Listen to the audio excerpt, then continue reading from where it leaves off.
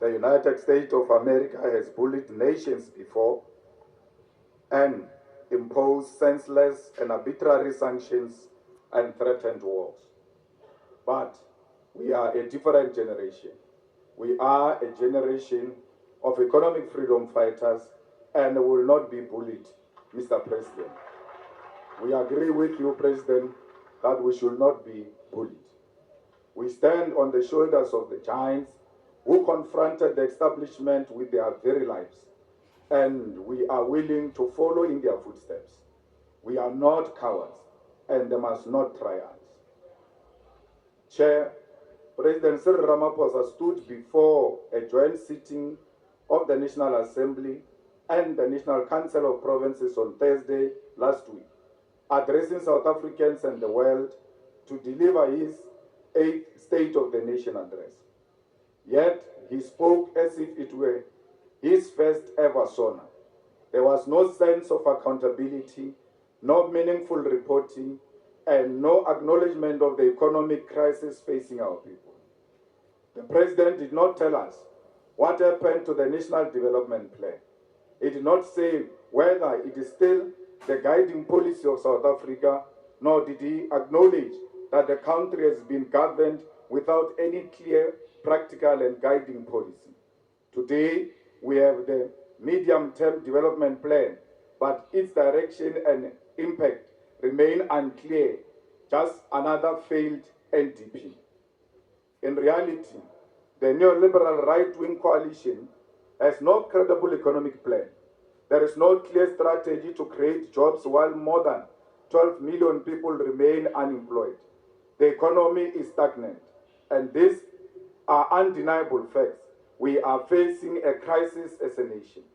The crisis of high food prices, the crisis of unaffordable transport costs, the crisis of soaring petrol prices, the crisis of gender-based violence and femicide, and the collapse of the National Gender-Based Violence Command Center without an explanation.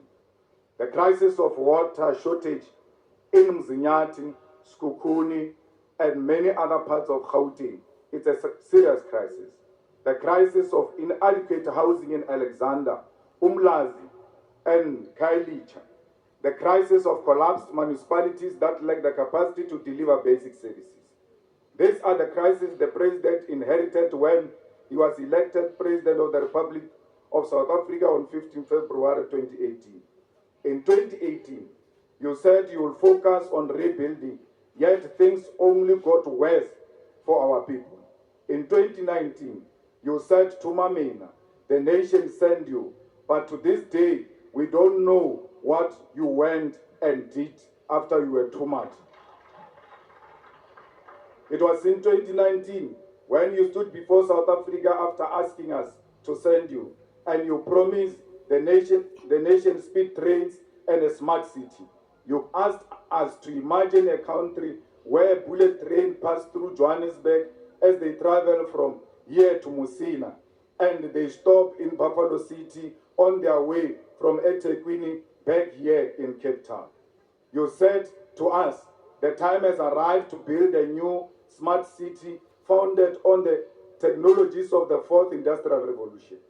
We sent you to fulfill these dreams of yours, and 6 years later, you have not returned with a speed train or a smart city, and your term of office is slowly nearing an end. You said 2020 will be the year of tackling state capture and ensuring accountability.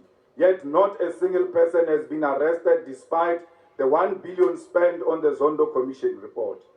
In 2021, you declared it the year of recovery, yet South Africa's economy deteriorated further, with economic growth falling below 1%, except for the brief rebound following the reopening of the COVID-19, which collapsed almost immediately. In 2022, you claimed you will address governance failures, yet corruption became one of the biggest issues under your leadership.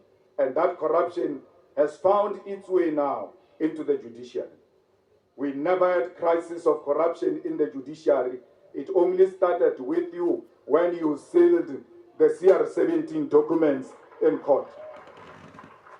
We listened to you in 2023 when you called on the nation to work together, yet it was your own political party, the Former Liberation Movement, that continued to deploy